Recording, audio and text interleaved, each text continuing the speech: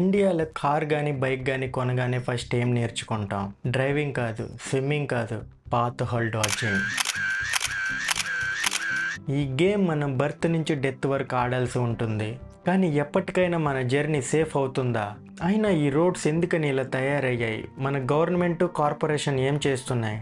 మన ఇండియాలో ఒక పెద్ద వర్షం పడితే రోడ్స్ అన్నీ స్విమ్మింగ్ పూల్లా మారిపోతాయి. ఇప్పుడు మన ఫ్రస్ట్రేషన్ని పక్కన పెట్టి దీని గురించి డిస్కస్ చేద్దాం. ఇండియాలో 6 మిలియన్ కిలోమీటర్స్ కంటే ఎక్కువ రోడ్స్ ఉన్నాయి. కానీ గవర్నమెంట్ రిపోర్ట్స్ ప్రకారం 40% ఆఫ్ ది రోడ్స్ పూర్ కండిషన్స్లో ఉన్నాయి. వర్షాకాలంలో ఈ గుంతల వల్ల వేలాది యాక్సిడెంట్స్ జరుగుతున్నాయి.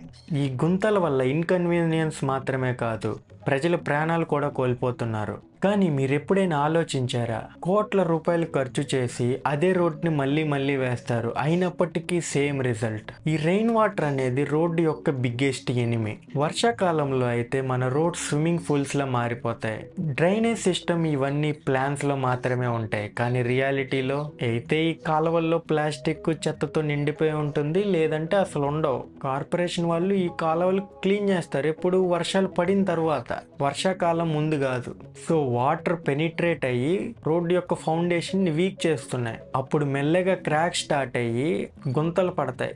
మన రోడ్ ని కేక్ లేయర్స్ లాగా 1 by 1 కన్స్ట్రక్ట్ చేయాలి. సబ్గ్రేడ్ సాయిల్ ప్రాపర్ గా కాంపాక్ట్ చేయరు, wrong mix ratio, cheap quality bitumen materials use చేస్తారు. అంతేకాదు సరైన సూపర్విజన్ కూడా ఉండదు. వేసిన కొన్ని నెలలు ఈ రోడ్స్ బాగానే ఉంటాయి, తర్వాత ఒక చిన్న వర్షం పడితే ఇంకా అంతే సంగతులు. రోడ్డుకి గుంతలు పడితే ఆ లేయర్ మొత్తం పూర్తిగా వేయకుండా మన వాళ్ళు ప్యాచ్ వర్క్ చేస్తారు. చిన్న రిపేర్ అని చెప్పి ప్యాచ్ వర్క్ చేస్తారు. అంతేకాదు పెరుగుతున్న ట్రాఫిక్, వెహికల్స్ వలన రోడ్డు పైన బర్డెన్ కూడా చాలా ఎక్కువ పడుతుంది. 10 టన్నుల లారీలో 20 టన్స్ వేసుకెళ్తే ఆటోమేటిక్గా లోడ్ అనేది రోడ్డుపై బర్డెన్ అవుతుంది. ఇవన్నీ సైలెంట్ కిల్లర్స్, రోడ్డు యొక్క లైఫ్ స్పాన్ని చంపేస్తున్నాయి. ఇంకా కామెడీ ఏంటిదంటే రోడ్డుకి సర్జరీ. వినడానికి ఆశ్చర్యంగా ఉంది కదా.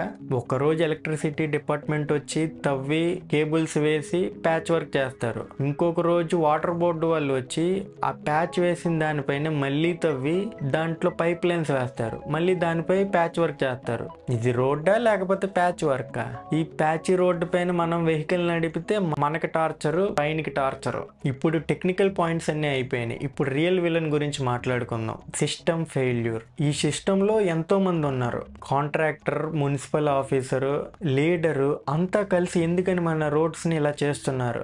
గవర్నమెంట్ టెండర్స్ ఇస్తుంది, ఎవరైతే తక్కువ రేటుకి పాడుకుంటారో వాళ్ళకే కాంట్రాక్ట్. కానీ వాడికి కూడా ప్రాఫిట్ కావాలి కదా, అందుకే మెటీరియల్ క్వాలిటీ తగ్గిస్తాడు. కాస్ట్ కటింగ్ అంటే road cutting.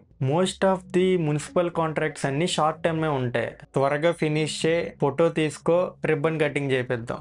Long term performance based contracts అనేవి చాలా రేర్. సో కాంట్రాక్టర్ ఎందుకని 5 ఏళ్ళు మంచిగా ఉండే రోడ్డు కడతాడు? మీరే ఆలోచించండి. మన పొలిటీషియన్స్ కూడా ఇలాంటి కొత్త రోడ్స్ అంటేనే ఇష్టం. ఎందుకంటే రిబ్బన్ కటింగ్ చేస్తే న్యూస్లో వస్తుంది, అదే ఉన్న రోడ్డుని మెయింటెనెన్స్ చేస్తే పేపర్లో రాదు కదా.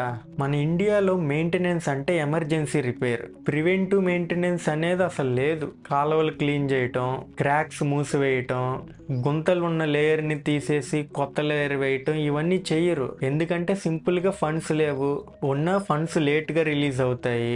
రోడ్ ఇన్స్పెక్షన్స్, ఆడిట్స్ ఇవన్నీ పేరుకే. వాటి గురించి ఎంత తక్కువ మాట్లాడుకుంటే అంత మంచిది. మన దగ్గర అకౌంటబిలిటీ అనేది థియరీలో మాత్రమే ఉంది, కానీ రియాలిటీలో రోడ్డు మీద క్రాక్ వస్తే కార్పొరేషన్ PWD అని అంటుంది, PWD NHA అని అంటుంది. ఇలా బ్లేమ్ గేమ్ ఆడతారు. మనం ట్యాక్స్ కడితే వచ్చిన మనీతో వేసిన ఈ రోడ్స్ కి ఎవరు రెస్పాన్సిబుల్, ఎవరు accountable?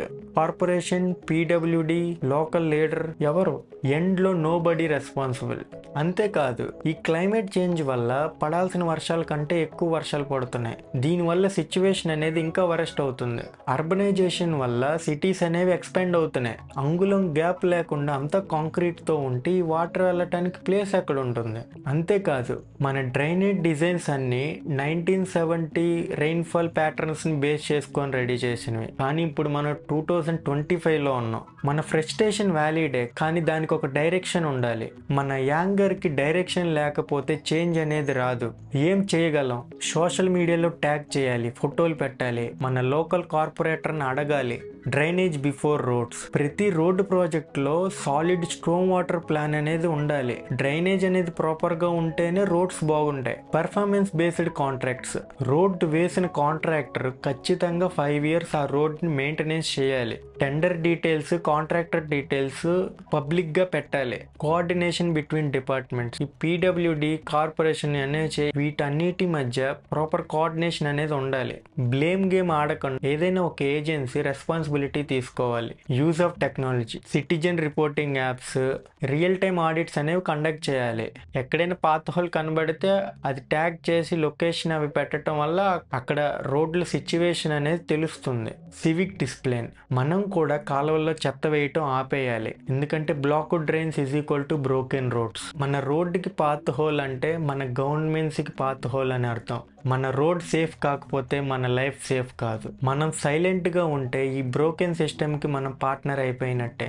Every path whole tells a story, not just about broken roads but about broken system, careless planning, silent acceptance. Next time మీరు రోడ్డు మీద వెళ్తున్నప్పుడు గుంతలు ఎదురైతే రోడ్డుని తిట్టుకోకుండా దీనికి ఎవరు రెస్పాన్సిబుల్, ఎందుకని అకౌంటబుల్గా లేరు అని అడగండి. సిటిజన్స్ అంతా ట్రాన్స్పరెన్సీని డిమాండ్ చేస్తే గవర్నమెంట్ అఫీషియల్ కూడా భయం ఉంటుంది, నిర్లక్ష్యంగా ఉండరు.